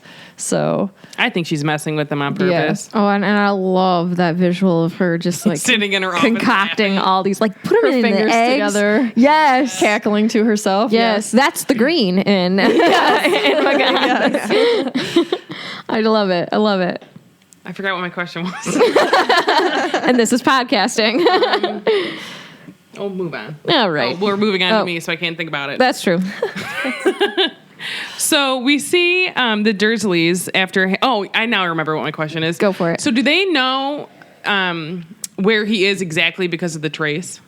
Is that why? She's like, they know that he moved from the cupboard to the second bedroom. I don't know. Small- It bedroom? could be, Could or be. it could be just because he's Harry Potter, and I'm sure that they have a closer eye on him than most others. How would they know that they moved him? Magic. Magic. Oh, I love magic. Okay. Okay, so we see that the Dursleys have moved Harry from the cupboard under the stairs into Dudley's second bedroom after he got the letter the first time addressed to him to that location. And you see Dudley is throwing a fit because, you know, he needs 2 bedrooms because he's so large and in charge, and he has a bunch of stuff that it isn't like all of his broken stuff in there. Yeah. So it begs the question, are they hoarders? Throw shit out. If it's broken, throw it out. I think probably Dudley is the reason why they're not. I mean, doing it. He's I- probably like, yeah. don't throw my stuff away. I need my TV that doesn't work because Yeah. I got mad. Do you think that they feel any guilt of where he was sleeping? is that why they moved him, or do they think it's basically they got caught treating him like that, so they moved him up there? I think that's because they got caught. I think that they were like panicking about somebody was like watching them, and said, they're like, "Oh, we better stop," because abuse. And so they were like, "Well, let's make this a little better for him, but not so it wouldn't change their lives so much." I mean, Dudley clearly threw a fit, but he'll get over it. Yeah. And I said, do you think that they moved him because they were afraid of something happening to them, like magically? Like, do you think that they were afraid that, oh no, they're going to find out that he's been living, in a cupboard for 11 years almost? I think that's fair. I mean, Yeah. I think Vernon especially is terrified of magic, like literally fearful of it. So if he thinks that some magical person is watching them, I mean, God knows what's going through his mind. He probably thinks they're all going to wake up as toads or something. Or get a pigtail? Oh, Foreshadowing. And so I said, this is the first time that you see that Dudley's not getting his way. I mean, really, it starts with them, Harry having to go with them to the zoo in the previous chapter, which he was very upset about and threw a fit. And then you see he wanted to read the letter and know what it was about, and his parents kicked him out. And then now he has to give up his second bedroom. And it's like, how often, if ever, do you think his parents put their foot down with him? And then said both Harry and Dudley wanted to see the letter. They both got kicked out. He was in shock about his bedroom. He hit his dad with the smelting stick, had been sick on purpose. He kicked his mom. He threw his tortoise. I forgot about this. R.I.P. tortoise Animal for abuse. sure. Yeah, through the greenhouse roof. Like, how much of a spoiled brat is he that he went to all of that trouble to get his way and it didn't work? Like, and did he, like, he never got that bedroom back, really, if you think about it, because by the time that, Harry's out of there, they're leaving too. So, like, I wonder how he felt, really. Like, oh shit, now I have to, I have to share? Oh my God. yeah. Because he's never had to do that. Right. It's always been him. And all of a sudden, with Hogwarts coming into the picture, he's getting screwed over. Not really. He's not really getting screwed getting over. what But he deserves. Yeah. Right. But maybe this ends up being some sort of turning point for Dudley. I mean, like, you obviously don't see it for a while, but as an only child, I know that teaching sharing and everything is much more of a focus on an only child because you don't have siblings that you share with on a daily basis. So it's something that parents have to focus on more, I would think, with only children. And the fact that Dudley is clearly treated as an only child, even though he's not. I mean, he is an only child. Right. But he's not. I mean, he is, but he just lives with Harry. Exactly. Well, Harry lives with them. So the fact that he's treated as an only child, and this is really his first taste of having to share, I think that maybe him having to share like this could potentially be what makes him want to reconcile his relationship with Harry in the future. Or maybe he realizes his parents are not nice. Right, but I'm just saying this could maybe be the very beginning of that thought in his mind. Yeah. And coming from like an educator perspective, I'm thinking of him, Dudley, in school. And when, you obviously have to share, take turns and all of that in school, especially when you're younger. I think that probably when he was meant to share or to take turns, I think that he would just bully the other children into giving and doing whatever he wanted instead. So he wasn't getting that from school either, because you got to think like, social emotional learning takes place so much in school, especially for only children. It stems from home too. Yeah. Obviously. But when you're an only child, you've got to get into a social setting to learn it, unless your parents are like deliberately like making you share with them or whatever. But I don't think he was getting it from that end. Clearly not. I think Dudley's also, he's encouraged to be a spoiled brat. Yeah. I mean, like we said just a little bit ago, Vernon's like, oh, the little tyke, he wants to get his money's worth. Like, he's never been told no by his parents ever. So infuriating. He's literally encouraged to be a bad kid. Yeah. I will say two things. One, I'm the youngest of four, so I was raised with kids. I had siblings. So, but I always had to my mom had to purposely tell us all to share. Like, we didn't not learn it because we had siblings. I know. I'm saying, like, But, like, you kind of have the setting to socially learn sharing much earlier, Yeah. per se, than an only I still child. don't like to share. But another Well, that's because you're I the will baby of say, the family. I talking don't share either. yes. I will say, talking about,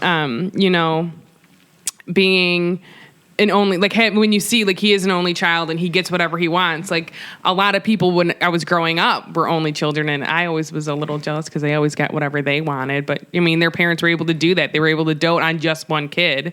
Not saying it's right or wrong. With the Vernon and the Petunia situation with Dudley, I mean, It's just they a went different- overboard. It's just a different situation. Yeah. You're learning in different ways. You still should be learning the same Yeah, but they do what they want. things, but yeah, I mean, he's used to being number one. right. So I think it's kind of important or fun to point out all the different ways that Vernon tried to get rid of these Hogwarts letters. He tries to burn them first, and he tries to tell Harry that it was a mistake. This letter really wasn't addressed to you, but of course Harry doesn't believe it. He moves Harry to Dudley's second bedroom. I was just gonna say, wouldn't it be really cool if, like, he tried to burn the letters and they wouldn't burn? I think that would freak him out. McGonagall, Great. McGonagall, why didn't you think of that? Yeah. So he moves to Dudley's second bedroom, and like we said, is he afraid of getting in trouble with the law because he thinks the house is being watched by all these magical people, and he thinks they're freaks. We know that Vernon thinks he's. I'm sorry, I totally forgot what I was going to say there. Totally fine. We know better than to think that Vernon would actually be nice to Harry. But and then the next morning, Harry comes up with this plan to intercept the mail. He gets up super early to meet the mailman, but Vernon actually sleeps outside the door in order to stop him. Did anyone else actually think Vernon had the brains to come up with something like that? No. No, I So think he here's was my desperate. question. Is he stopping Harry from getting them, or is he just making sure he gets the letters first? I think in that case, he was just trying to make sure that he got to the letter first, because this was before he nailed the box shut. Yeah. Yeah, that's what I I'm was going to thinking. say. So I think he thought if he intercepted them, they would think that he got them, or and then he starts his prevention tactics. That's true. Yeah. I was going to say, when reading it, I was shocked that happened when I was reading it. I'm like, oh my God, Uncle Vernon is actually, like, sleeping down in front of the door. Like, I didn't expect it. I don't even think I thought about it as anything. I think I just read it. But that letter he tears up right in front of Harry. Yeah. More letters come, and Vernon burns those. He starts sealing up every crack on the front and back doors so no one can get in or out. And finally, after those letters come exploding out of the fireplace, Vernon decides that running away is going to help them. But of course, that doesn't work, and 100 letters are delivered to that motel that they're staying at. Which actually leads us to Can we talk about where that? that motel was. Yeah, let's talk about that, because I don't know how many people will have caught this. Probably not a lot. If you did a reread, you may have, because I don't think I caught it. No, I didn't know this is. Where Yeah, I it was did. from, if I'm honest. Yeah, I didn't catch it. so I probably caught this just because I love Lily. Obsession. Understatement? Yeah. So this motel that they stay at, what is it called? Isn't it? Hey. It is called. You're talking about the I motel? don't know. Did they ever say? Yeah, it does have a name, and now it's going to drive me nuts No, it's because okay. Hold on. We'll pull can't it up. remember what I'll it's look. called. I'll look. Oh, the Railview Hotel. Yes. So they spend a night in the Railview Hotel, which is in Cokeworth. As you know, whenever you see how the letter is addressed, whenever Harry gets 100 of them, they're eating breakfast, and one of the guys who works there comes up with one of them and says, "Is one of you Harry Potter?" We got about 100 of these at the front desk, and they say Railview Hotel, Cokeworth. Yep. Well, Room 17. Cokeworth is actually the town that Petunia and Lily grew up in, And Snape. and Snape. And Snape. Yeah. So I find it odd that Vernon would want to take them to Cokeworth when it is connected to magic. Right. Yeah. Why would he think taking them to Cokeworth would get them away from the letters when I would think he would know Petunia and Lily grew up there, because I'm Right. sure that their parents lived there for a while they were married. So they would have visited there. And I know that Petunia has mentioned Snape based on later books, and how, like we discussed in the last episode, actually, how Petunia says that boy told her about Azkaban. Yeah. Yeah. Kind of random, but do you think that they even talked to her parents? Because I wonder if she was like mad because they loved Lily and they were like so proud that she was a Maybe. witch. Maybe they distanced themselves. When did I don't know when they died. When did they pass away? That's got to don't be know. on Pottermore somewhere. I know right? it was early. It might not be. I Were they tried to look young to when see they if died? Dudley's birthday was because up there. by the time that James and Lily are married, both of them don't have their parents anymore. That's true. And that was, That's why another reason why Harry goes to the Dursleys, because he doesn't even have his grandparents. yeah. You're right. You're I right. know in maybe even our next episode or the one after, we are going to discuss the Potters at least in depth a little bit more, but I'm not sure about think the Evans family is on here. I'm not sure when they died, or I would think though that Vernon knows that they're from Cokeworth. So, although it's never made explicit in the books, Cokeworth is where they all grew up. It's where Spinner's End is. So when they're trying to evade the letters, it says here on Pottermore, perhaps Uncle Vernon has a vague idea that Cokeworth is so distinctly unmagical, the letters will not follow them there. But as it states here, he ought to have known better. After all, Petunia's sister Lily turned into a talented witch in Cokeworth, and Severus Snape is from Cokeworth. So I just find it very interesting. Is Spinner's End a wizarding neighborhood? Well, the only exclusively wizarding neighborhood is actually Hogsmeade. So even though, Godric's Hollow has wizards there, it's not exclusively magical. Got you. So I think Spinner's End is similar to Godric's Hollow. So do you think Petunia's riding in this car and she's seeing that they're going to Cokeworth, right? Because Vernon wasn't like speaking. He was like Right. a nutcase. I wonder if she was like, where are you going? Where are you going? Where are you going? Like in her head. Because I feel like should have known. she's a little taken, like she's quiet. Yeah. When it comes to all this, and then she has her few outbursts, like straight up outbursts, like that we'll see coming up. But I feel like she wasn't going to mess with him as he was like driving here. He was literally going crazy. So he's like, Yeah, she would. I mean, she would have been like, "Why are we going to my hometown?" I would think, Right, yeah. But Vernon is like beside himself throughout this entire thing, and he keeps saying, "Shake him off, shake him off, Shake him off. He goes into the middle of a forest, gets out of the car, walks around, goes to the middle of a field, gets out of the car and walks around, the middle of a bridge, and in the middle of a parking garage. Best one. I love that. I wonder what floor he was on. I hope he drove like to the top. And then he was like, no, they're going to come swooping down on me. Right. Clearly, he's trying to do everything he can to trick them.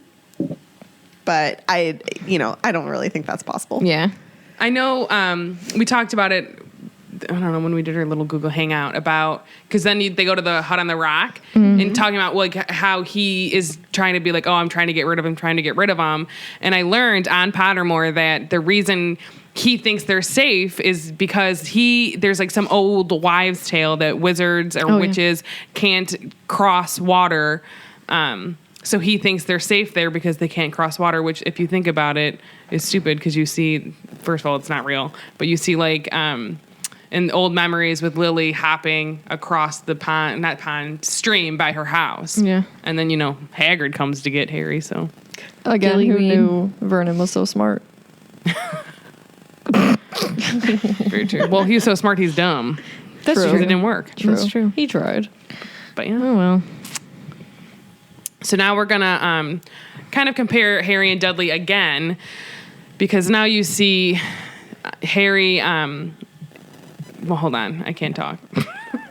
What's new? So Dudley, you see how he is very upset about this whole thing, that he doesn't understand why they left anyways. And really, neither one of them know what's happening because they don't know what the letters are about. And, Yeah. clearly, I would assume that they would at least realize that like there's something his parents are like freaking out about because Vernon's gone crazy. And so Dudley's claiming that this is the worst day of his life, having missed 5 TV shows, and he was hungry. He's probably used to eating 8,000 times a day. Yeah. Sure, he's starving. And so it's interesting to like think about. It's interesting to think about how this is his worst day, compared to like what's Harry's worst day? Maybe Yeah. his parents dying, or any day spent with the Vernon. Oh my god, The Vernon. Vernon, the Dursleys. You know, where he was locked in a cupboard. He was starved for days. Like, he's probably like, whatever. Like, just don't talk to me. You know what I mean? Like, I'm going with the flow. I'm used to not eating. This is Yeah. better than living in a cupboard under the stairs. At least Yeah. things are a little interesting Yeah. right now. So finally, Yeah, he's like- getting a dose of like Yeah. a fraction Yeah. of what Harry has been through. Yeah. So you kind of see with this chapter how Dudley has gone from like, my life is so perfect and I have everything I ever wanted, to all of a sudden, you know, his parents are telling him no and making him give up his bedroom. And now they're going on this trip where he's not eating probably for an hour. You know, it's interesting to see how he himself is he himself hasn't changed, but how his situation has changed in the chapter. It's interesting to see. And how they're similar. Yeah. Yeah. So Vernon's losing it, driving around, going crazy places, and we end up at the hut on the rock. So Vernon's gone mad, like straight up. And I think Dudley even says that. Daddy's gone mad, hasn't he? And I love that part. But he takes the family to the hut on the rock with some rations. Those were my rations. Like a banana and some chips. Oh. Yeah. Makes Dudley real mad. Yeah. But like, I wonder, it's not that they're like, they can afford some snacks, but I think he's so paranoid and he wants to go so fast, keep moving to shake them off, that he doesn't stop to get like food for them. And so he sees that the forecast is a storm and he thinks it can stop some magic. And they get in there and they eat, and he tries to start a fire with the chip bags, but it doesn't work. And he's like, could use some of those letters now. Just So cocky. He just thinks he's got this. And then, they're going to bed, and little Harry's cuddled up on the coziest piece of floor that he can find with a ratty blanket that's thin. And So sad. yeah, and he's looking at Dudley's watch. He's counting down to his 11th birthday. And then he's got all these thoughts rolling in his head as he hears like all these different booming sounds of the storm, or is it the storm? And he's plotting how he's going to steal the next letter when they get home, because he's thinking that the house would be full of them, and thinking about waking up Dudley to just bother him because it's his birthday, that's a kind of a brother thing that I really like to see. Yeah. And then, he's hearing booms, and who's there? The door comes down, right?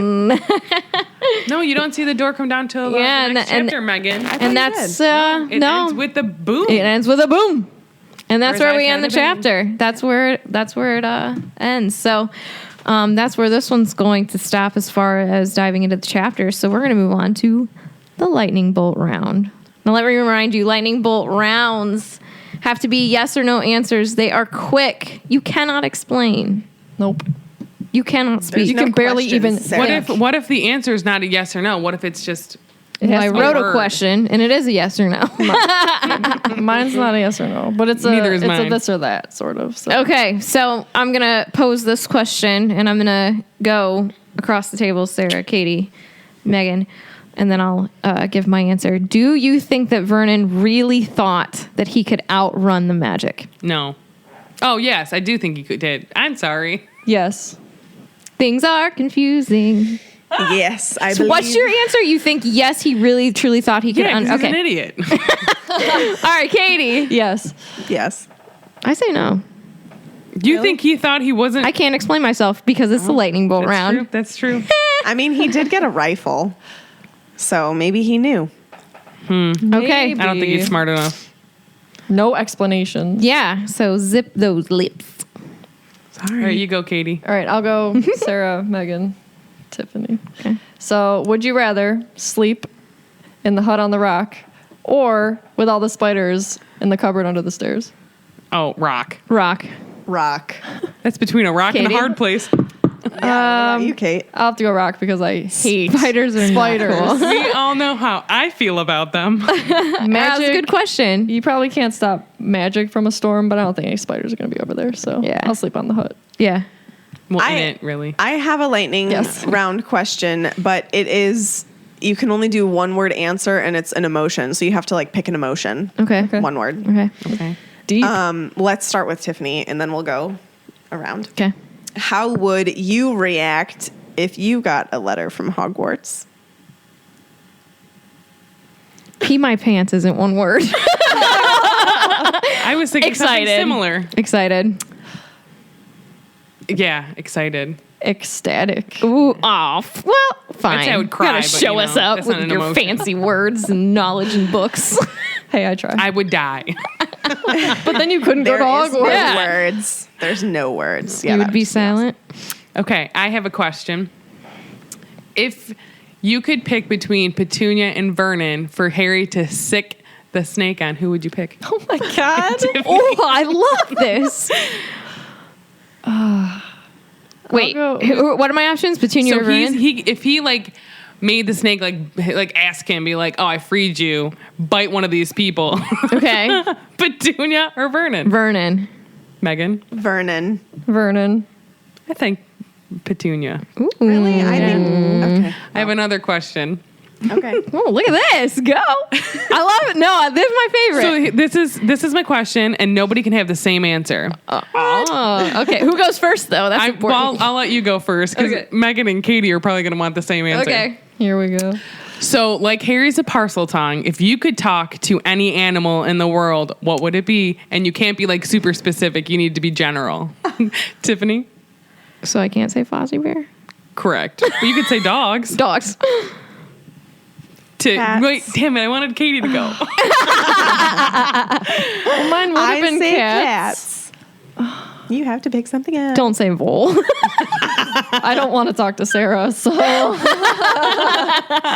Well, my next favorite animal are wolves, so. Ooh, I like But that. is that dogs? No. What about No. just specifically That's wolves? Yeah, acceptable. no, Okay. I like that. Yeah. I'm trying to think, what would mine be? Maybe penguins, because I love Oh, that or would be cool. elephants. I like my That'd be cool. Answer, I know, Sarah. those- Yeah, one. Elephants would Pick be it. Cool. penguins. Okay. Freaking adorable. Really Katie, you cute. could have said like a tiger or something. Rawr. I thought about being a But jerk and being Lupin. like big cats. Oh, I could talk to Lupin when he's a werewolf. Yeah, that'd be cool. Be like, hey buddy, let's calm down. You want some cuddles? I'm down. Some ferrets, perhaps? Before I go down that obsession of Remus Lupin. Oh, I have one more question. I love for it. this. You're bringing I so just much made to this- the table. I just made this one up in my head. Okay. Do so it. like Hagrid came to get Harry, what teacher or what character would you want to pick you up from the Hut on the Rock? Remus Lupin. No way. Yeah. Wait, hold on. What was the question? Like Hagrid picked Harry up from the Hut on the Rock. What you could do, character or professor, would you like to pick you up and take you into the Muggle, the Wizard's think- World the first time? Does it have to be an adult? Anybody. I mean, I feel like they need some type of transportation. Brooms. Kids flying Flying brooms. Fort Anglia. I think I would like for it to be McGonagall. Okay. That'd be cool. Yeah. Okay. Me? Yep. I want Molly to come pick me up. Oh yeah. I was That's a good one. thinking about Molly. Yeah. And then I thought about Luna. Oh my God. So, but I choose because Luna would be just so great. But Yeah. I choose Molly. I'm she's a gonna mama. choose Ed Sheeran.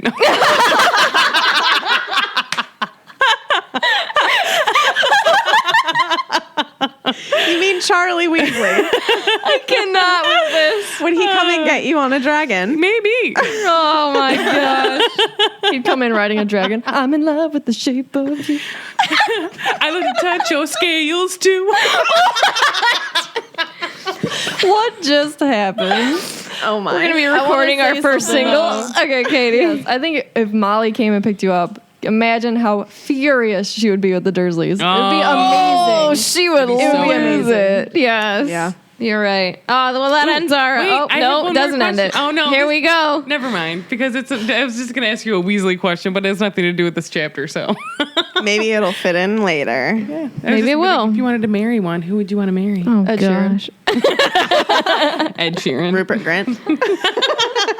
I'd marry Ron. He's hilarious. Ron's He's cool. so cute. But I really do Ron, like Charlie. Rupert, same thing. Well, you don't really get to see him too much. I like the idea. of Charlie. Or I wonder, like, Percy at the end of 7. No. He would probably be a good No, guy now. He's too uptight. It's a What hard he no. did is unforgivable. I'm not a fan of him. Unforgivable. No. You were I'm mean to your not a fan of family. Unforgivable. No. All right, let's move on. Yeah, that ends our You lightning know- bolt round. You know, we've reached the end of our episode, sort of, when we get a little silly. it's a little silly. So we're going to move to our fan-featured Potter story for this episode. Yes. So we want to feature Carrie Thornton. Did I totally butcher your last name? I'm sorry. I think that sounds Shout right. out to her. She's awesome. So she said, I first read The Sorcerer's Stone when I was a freshman in college, babysitting for a second grader. Her homework was 30 minutes of being read to, and we read the first 3 or so chapters together. After she went to bed, I read the book until her parents came home. After that, I read books 2 through 5 by listening to the amazing audiobooks on car trips with my then boyfriend, who was a children's librarian. Shout out to Jim Dale. He's amazing. Yes. I read the last 2 on my own as they were released. I remember working at Borders when the 6th book came out and seeing them all wrapped up in boxes with big letters on them that said they could not be opened until midnight of the release day. I reread all 7 books last summer, and for me, they're even better now. Can I just say I'm jealous you got to see those Seriously. be delivered? Yeah. That's incredible. And how could Yeah. you not just like rip them open? Tear into them. I know. Yeah. That's what a cool job working at Borders. Seriously, at that time. That's like oh, a yeah. dream job. That's That's cool. awesome. Thank you for sharing your story with us. Yes, Yeah. Carrie. We love Yes, all of the thank you. stories. Carrie's a good friend, so we're really happy that she's one of our listeners and sharing her Potter experiences with us. Yeah, and make sure that all of you guys go and like our Facebook page so that you can post your Potter story, along with reviewing us on iTunes and commenting on the pinned post on our Facebook page, so that you can get a free Swish and Flick button. So find us on Instagram, Twitter, YouTube. We even have a Tumblr. All you have to do is search Swish Flick Cast or Swish and Flick Podcast, and we'll come up. Tell us about your thoughts, your disagreements, your agreements, anything. Just post on your own, and then we'll respond to you. All of that stuff. Oh my goodness. For the people who have responded to us, we love getting your messages. Yeah. It's so Yes. fun to just like read what you guys have to say. And we whether read it's 'em all. Yeah, we Yeah. read all of them. Whether it's a question we actually asked you or someone actually asked us to post our Pottermore links so that they could learn more about it. And we thought Yeah. that was I super love it. cool. So Yeah, we that's a definitely great want to do idea. that. Yeah. And we love hearing from you. Like we have a group text going where we're like, hey, so and so said this, or Yeah. we have this many downloads. We're stoked that you guys are listening and you're loving it, and We're that's very appreciative of it. thank you We for your want to ears. hear from you. For your ears. We want to hear from you. So lastly, make sure that you subscribe to us on Podbean or on iTunes, because actually, I believe if you're subscribed, the episode comes to you faster through iTunes. Yes, that's true. It is. Yeah. So that way our episode will come to you first. And I'm going to throw out a new question so that you guys can discuss it on our social media. How do you think Dudley's childhood was? Did he ever question Aunt Petunia and Uncle Vernon about the cousin that lived with them that was treated like garbage? Like, how do you think Dudley felt about that? Yeah. So That's a good question. That's I a think great it'll- question. I think it'll be fun to discuss it on social media. Also, if you guys liked the lightning bolt questions, answer those too. Yeah. Yeah. Oh Yeah. yeah. I'd like I to would hear love who to you that. want the snake to bite, attack. or who you'd want to have pick you up and take Yeah. you into the wizarding world for the first I time. Yeah. like that one. Yeah, Yeah, that's it was a great. good question. Pat myself on the back. Ugh, Ravenclaws. I'm just kidding. All right, everyone. That's it. That's it for this week's episode. So thank you so much for listening, and don't let the muggles get you down. Bye.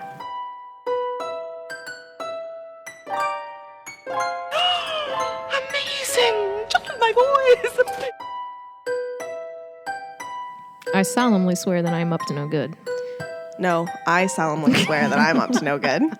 I solemnly swear that I'm up to no good. Mischief managed. You're supposed to say the same thing, you turd.